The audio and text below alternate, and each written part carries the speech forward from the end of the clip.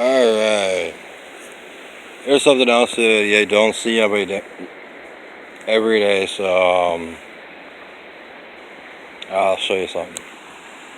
A beaver dam. It's actually a self-made beaver dam. You'll see two kids up here throwing shit around, trying to get it made or fortified. I don't know what they're doing. But that's interesting. There's the bridge from another angle. Someone asked what kind of snake that was that I saw up here. I'm not real sure if it's the ones that got left go up here, but this is where they say I have multiple personalities. I think on crack. But anyway, lucky snake hole. All right.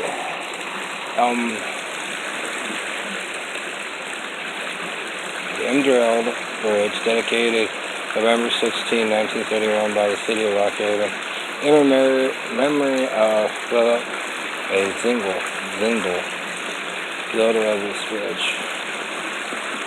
Ah, man, seriously.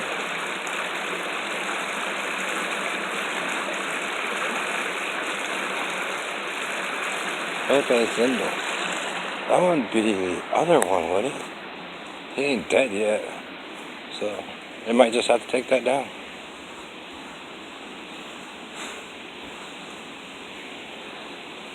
Oh, I know who you are. But anyway, I'm going to pause this for a second. Here's a full-in picture of the home. Someone tried to say it was an Amish home and the Amish were running their mouth. I was like, no, it was actually a full-in stone-built home that actually started to collapse. And as the one entire side did, they built it up as wood on one side, and as it collapsed down, they kept building the building out around it, and then finally put a roof on it. Anyway, I'll just walk over here and hopefully I don't have any memory issues. It's quite a bit on here. Alright. So where should I start with this one? This is a little bit more hits the home. It's actually a true story. I was asked in 1980 if I could make a movie here and have that opened up. I was like, no. The guy that worked on that, I don't remember his last name being Zindel.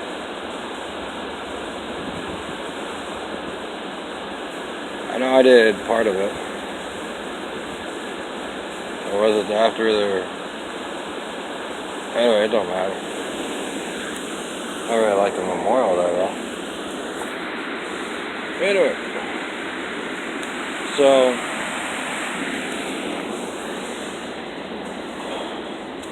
Anyway, see what name's the guy here. Hannah plus Trevor. Is that...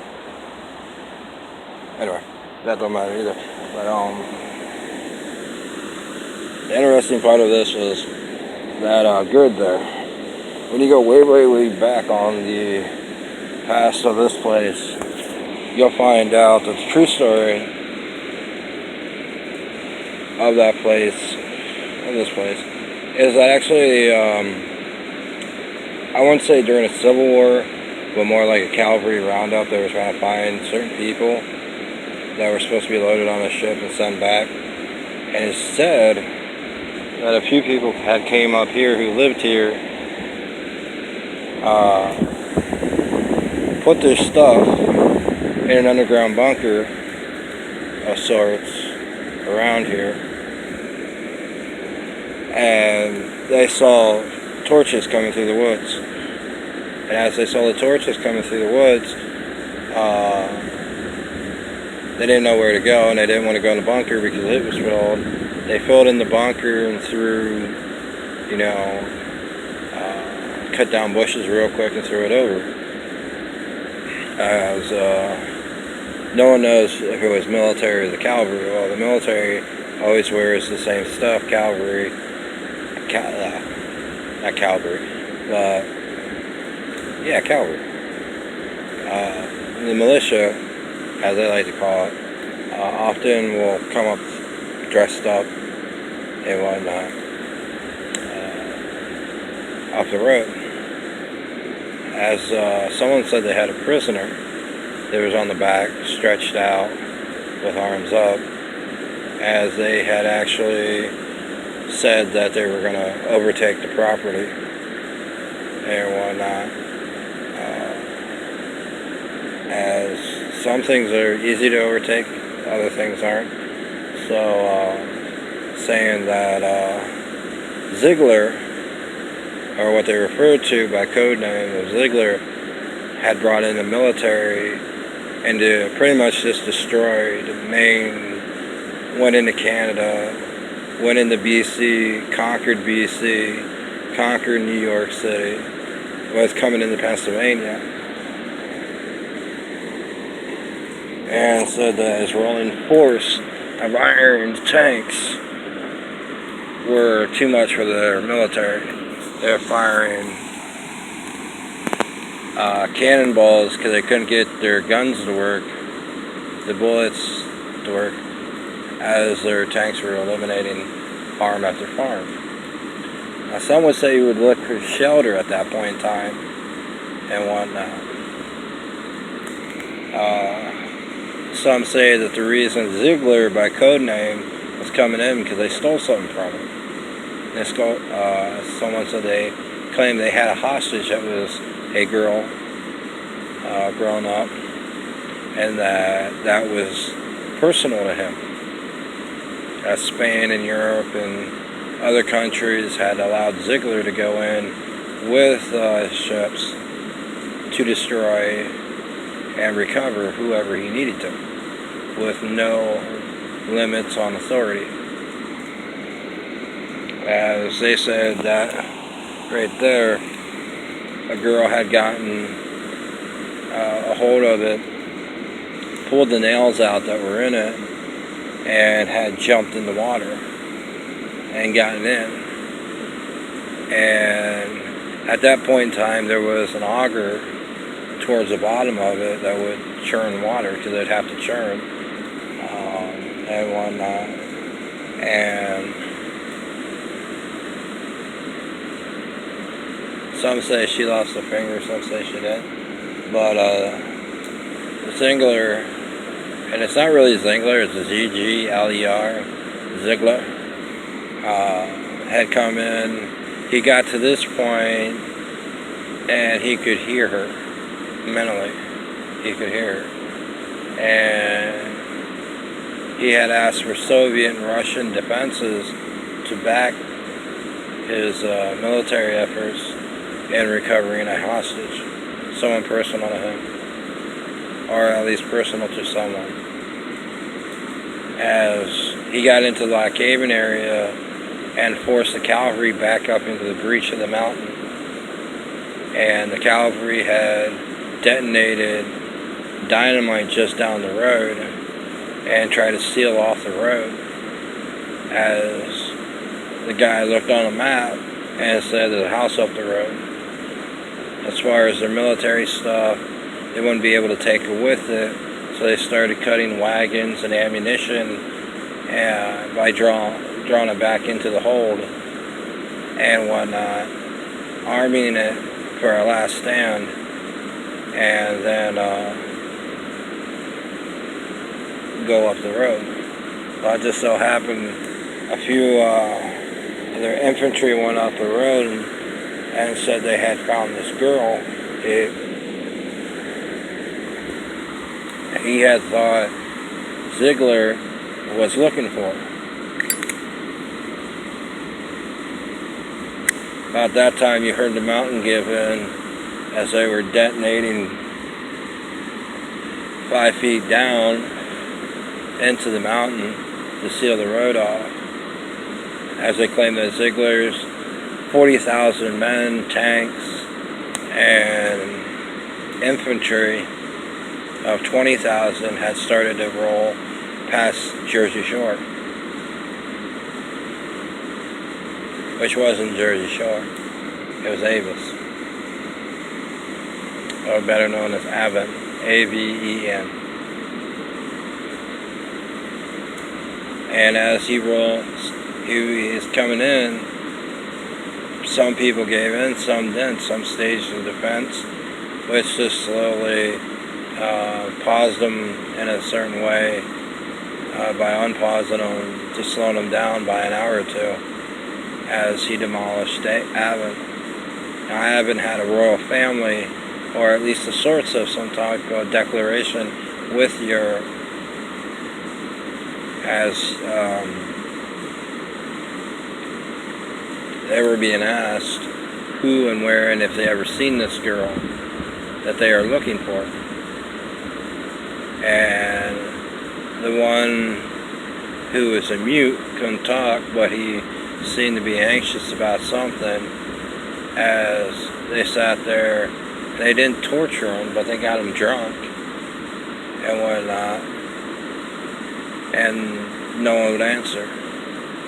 As the infantry held them hostage in the home, as the one who was a mute, or appeared to be a mute, tried to attack one, and an all-outright fight happened.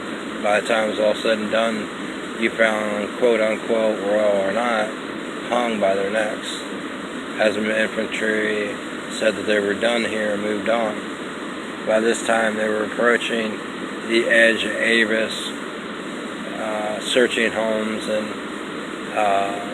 technically war back then, or battles back then, weren't about living. You died the moment you picked up a knife, as most wars always have been. That's why some people follow, if you fight to the death if you use a foreign object. That still hasn't gone away. People just don't want to talk about it. I mean, it's like, I think the guy I talked to, who said, as honest as he could be, because people listen around here mentally to people, there's about over 80,000 to 120,000 people dead, buried in the mountains.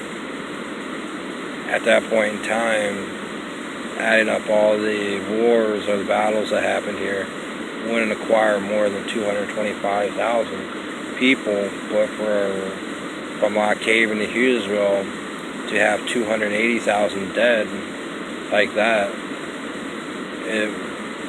it's a battle, it's a war. It's nothing nice. But anyway, as he moved into McElhatton and whatnot, which was mainly just farmland at that point in time, there wasn't much that had happened, except they found a few brown people trying to make it up, I guess, maybe to North Canada. A lot of them were said they were slaves and whatnot, as most brown girls at that time were normally not really enslaved, but sent to New York City, where they would board a ship and be deported back if they didn't fight. If they fought, you ended up just like everyone else. Mass graves in the ground, buried. As far as this particular one, they had what Zingler wanted, and easily could have ended the war, where he would have probably allowed them to go up the mountain and run. But the infantry had different ideas, the cavalry had different ideas, at least what it said of the infantry they had. One guy had tried to take advantage of the one girl and said that in the notes that all hell broke loose and they were afraid for their lives. Instead of running from the problem like they had a chance to, and easily escape Zingler's army by going down to technically Selinsgrove State College area, they started raping girls and trying to impregnate girls that they had. As honestly enough, this is kind of the funniest part. is when it came down to who had jumped in there, they didn't really take too much of a want to the person. They didn't really want to know who the hell they were. They knew they were hiding. But when they found out that it was the girl that Zingler was looking for, they raped her. They raped her for 5 hours and kept Zingler unnotified by keeping quiet. And as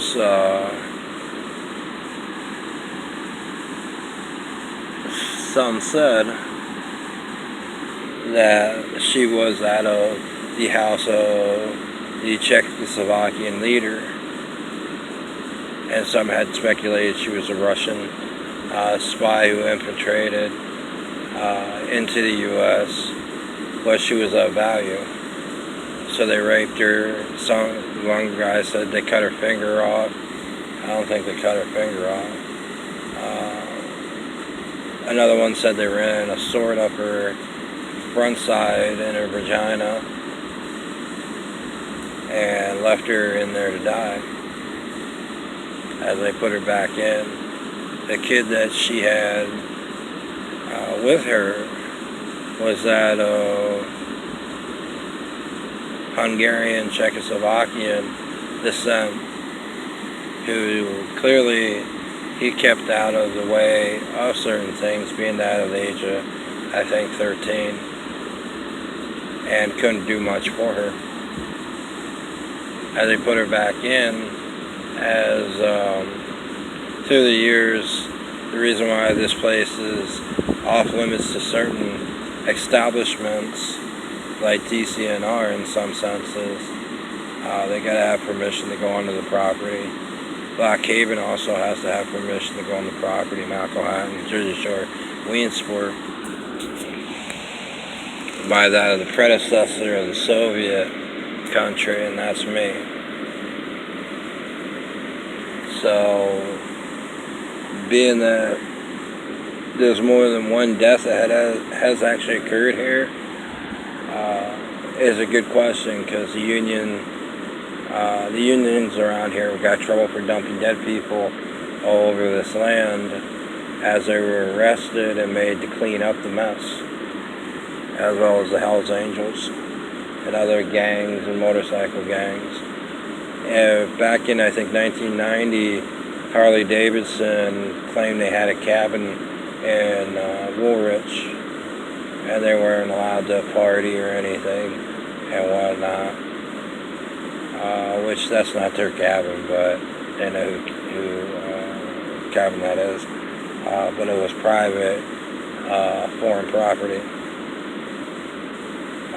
As they were allowed to have their little, motorcycle rally, but they weren't allowed to unify as a gang or anything of a militia. If they were caught, the actions of battle and the rules of engagement would be applied against them.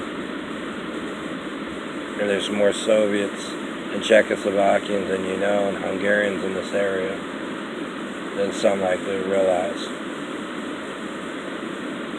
As far as being a threat, that would come down to another good question about what happened, but guys from Jersey Shore, which is another problem city, Avis, Hughesville,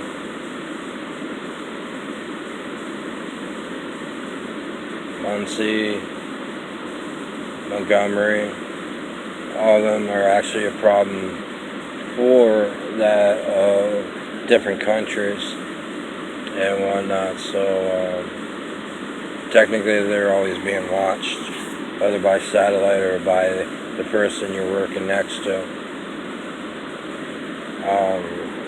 That's nothing new to the U.S. government. It's often why no one can really do stuff to certain people, as there is a foreign international policy by non-policy, the rules in play for everyone but the outlaw type people who are from Texas, Oklahoma, California, Florida, Arkansas, Philadelphia, NYC, who often will congregate in places like this to start fights, kill people, sacrifices, religious rituals. They call it ritual Satanism, but so far has not worked for them.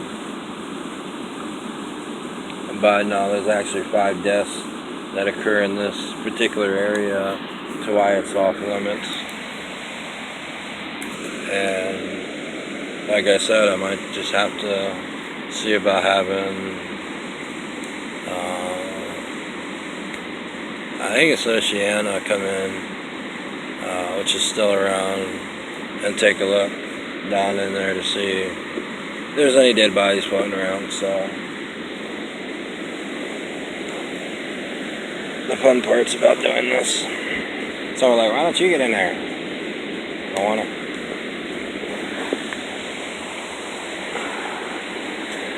That's the interesting part.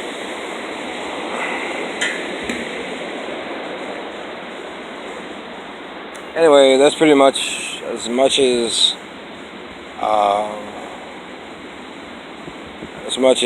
people need to know about this area.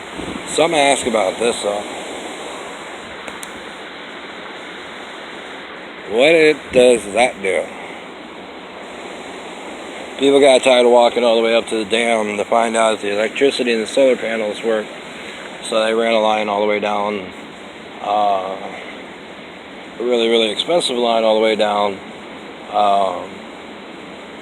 to get the batteries to charge up for the dam to kick over the generator. So that way they don't have to walk the little asses all the way up, even though they drive. You're supposed to have a 4-wheel dune buggy like thing that can actually go up that road.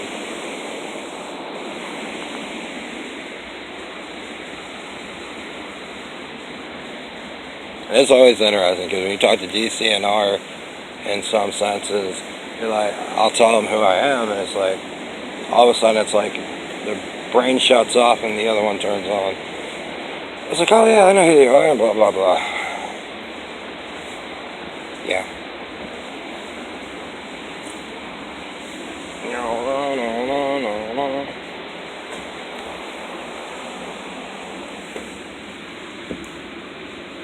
Yep.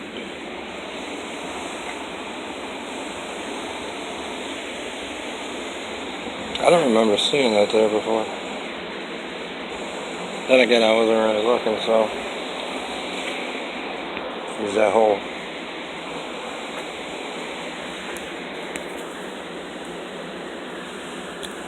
See what's in there.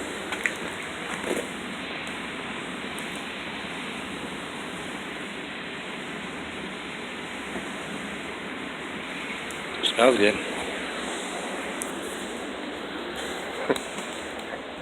That's odd. That is odd.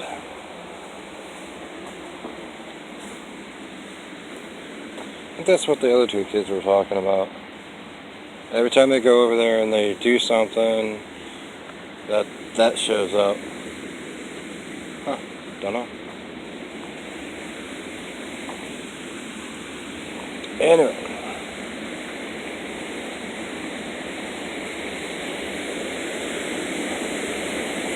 I told them that a mountain lion lived on the other side and crapped themselves. These have a mountain lion in the waterfall.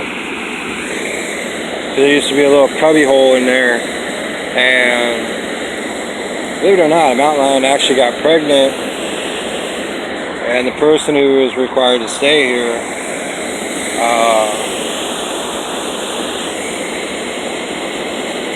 noticed that mountain lion had what they referred to as reference, quote unquote, a cub.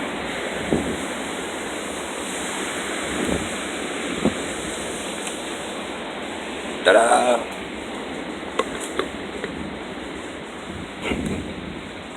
I didn't want to walk all the way up the path when I had to hold that the whole way, so I just put it in a tree, come back and pick it up. Anyway, have a good day.